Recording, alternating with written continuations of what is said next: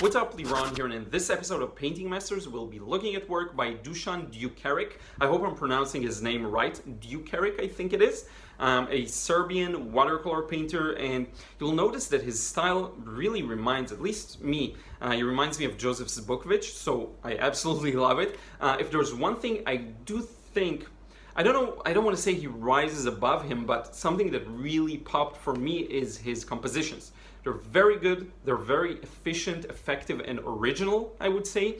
And the way that, and you notice that this is the thing I'm really enjoying lately, is how the painter commands the viewer's attention. He has a very strong affinity towards that. So very atmospheric. He decides what you're going to focus on and what you're going to be able to rest your eyes on. And I will say the compositions are genius, and you'll see what I mean in just a moment. It's just very cleverly built. So with that being said, let's get started. So I want to start with what I think is a really good example of his style, and that is very hazy scenes. That's kind of the reference he likes to use. A couple of things that, after looking at some of the paintings, really popped for me is the commanding of attention, meaning some areas are clearly meant to just kind of go over real quick, like the background here, and then some areas with the stronger highlights, with some more details. It's very obvious that we're meant to stop and look at these and spend more time on them. And what this does is create a very good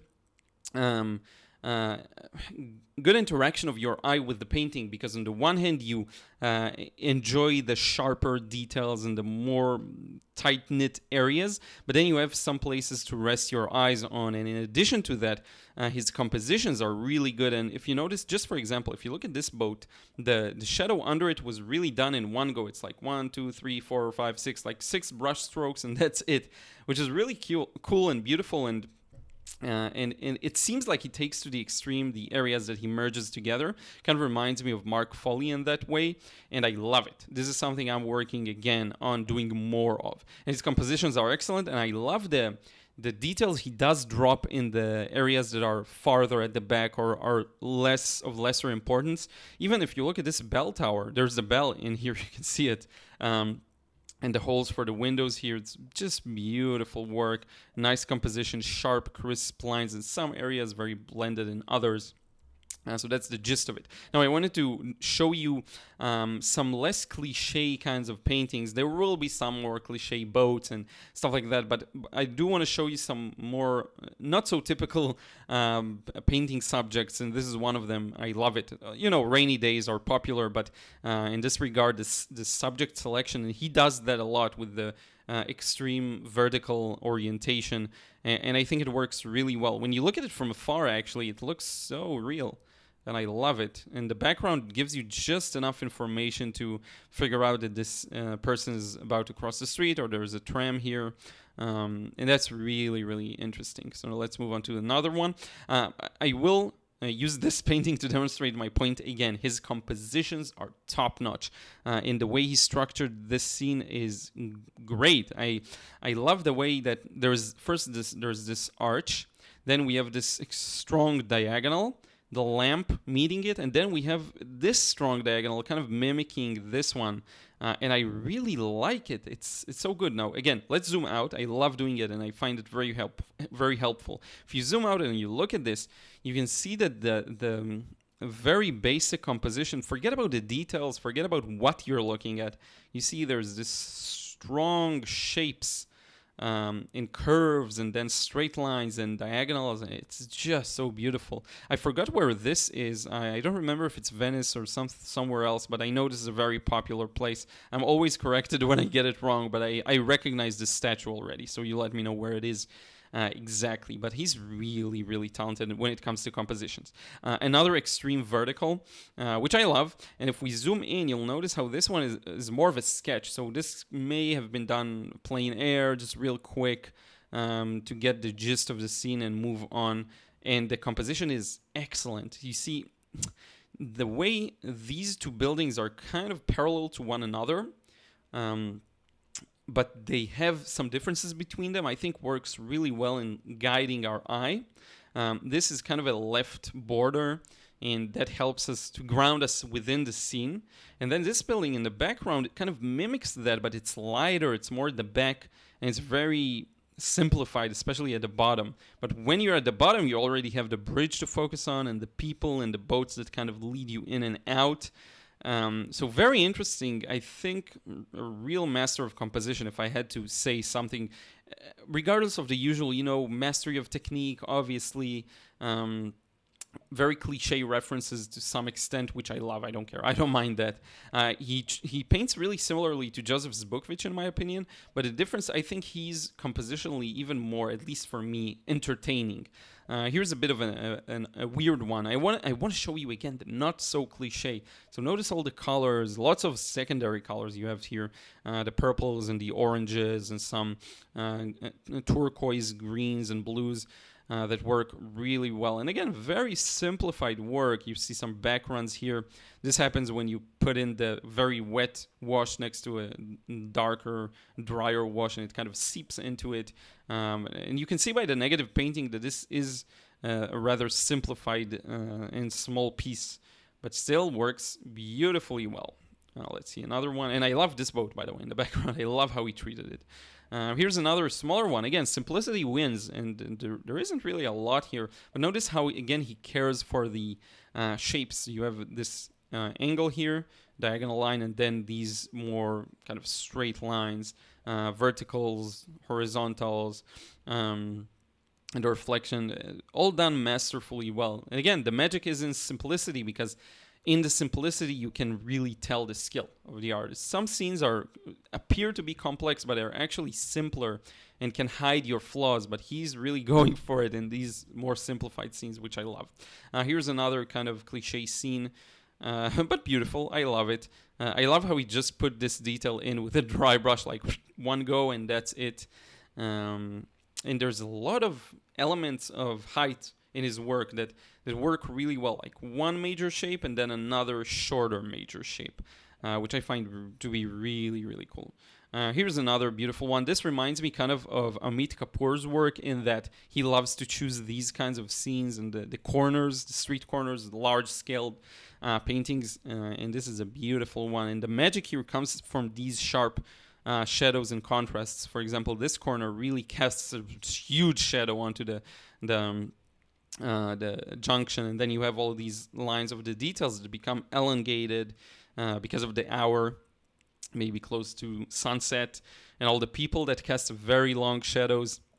And then his way of transitioning from very light to darker and darker and darker is magical, and all of that without too many black colors. There's barely black in here. This is at best like a very dark gray here as well. The darks are just the people, if you notice here. The people in the shadow, outside the shadow, these are the black colors, and maybe some details here. But a really nice thing, and it's nice seeing that you don't have to push the contrast all the way to the end. And I'm going to try and do more of that soon as well, not to push it to the end. Here's another beautiful one. I just love the simplicity, the treatment of the light, the oranges and the greens work really well together. The turquoise, very quick one, and seems to be a very rough textured paper, and it works really well. And the birds here add a lot of dynamic movement to it. Just beautiful. Here's another more classic, boat scene. Boats are so popular. I don't know why. I wonder what got it started. Probably the beautiful looking reflections. Here's another one I wanted to show you because it is not so typical. First off, it's monochromatic. It's black and white. Second, it's very simple, and it shows you the basics of composition. A couple of areas of interest. You have the backdrop that's very simplified. It's very clear what we should focus on. It's very clear what this person is doing. Is probably starting the engine. Maybe he's putting some fish in a bucket. Who knows? But it's something like that. And you don't need much. You don't need much. If there's one thing I would try to do to improve this, if I dare, is just to make the foreground a little darker, and that way you create the feeling of a bit more of depth. But it's still beautiful. And everything that you need, really. Movement, interesting placement of the elements, main main focal point, then a secondary one, then maybe a tertiary one, or just who knows, another secondary one. Just beautiful, and again, simple. Here's another beautiful one. This could really be done by Joseph Zbukvic. Same kind of treatment, very similar colors as well, very muted, grayed out texture in colors. Which I love. And you see the birds here. That's such a cool touch. It's just a bunch of birds walking around, finding food. Not just the sky birds, like this is actual birds on the dock, which is cool. And all of the small details in the boats. And again, the composition is so clever. Diagonals, verticals, horizontals. You get this boat that's kind of a secondary point of interest. If you obstruct it, it's just not the same. But placing it in here really helps to border that right side of the painting. So a lot of cleverness. And we're going to finish in another soon in another clever painting. Here's another one. We've seen quite a lot of these. I think it's the very famous bridge that you see in many paintings. Here's another beautiful one. So that same junction, I guess, but from a different angle. And I love these unique compositions. It's a unique subject because it's an urban cityscape, but it's at a high angle that you don't always see. And also then the special orientation of, vertical, not extreme vertical, but a vertical for this scene. So that really helps you in conveying the height. So you really feel like you're looking downwards at the street from your balcony or whatever. Beautiful view. If you live in such a place, that's amazing. And then the background is a really good backdrop and allows for the feeling of depth due to the height. So that's a really neat use of composition. And another one that's fairly unique. I don't see a lot of these kinds of scenes. Notice the treatment of the background. It's so beautiful. And if he'd put as much emphasis here as he did here, it would lose all of the feeling of depth and interest, because everything is equally interesting. Nothing is interesting, and here it's just like that. It's beautiful. And here's another one that I liked, fairly unique. Another vertical orientation with the statues and conveying the height, and that's probably a bridge. All of his paintings, I love the European views, so this is perfect for me. And lastly, I want to show you, and this one really captivated me. I don't know if it's the time of day, the composition is top-notch as well, but something about this scene and the fact that it's all yellowed out, washed in yellow, creates a very strong feeling of time of day, mood, atmosphere. I'm actually imagining myself sitting on one of the rooftops or on a balcony and looking at this beautiful view.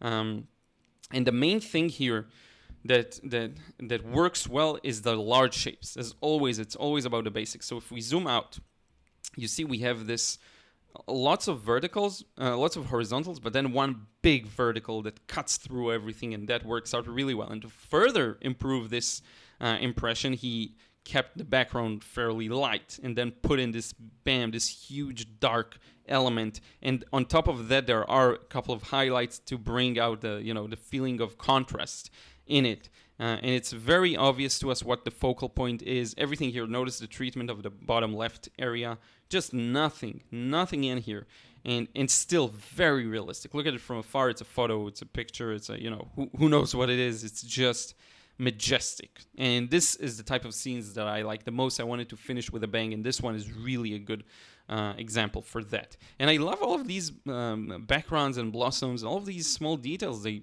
add a lot of grace for me. I really love them. So in any case, I hope you enjoyed seeing his work, and this episode has been a really pleasure for me because I love this type of style and approach.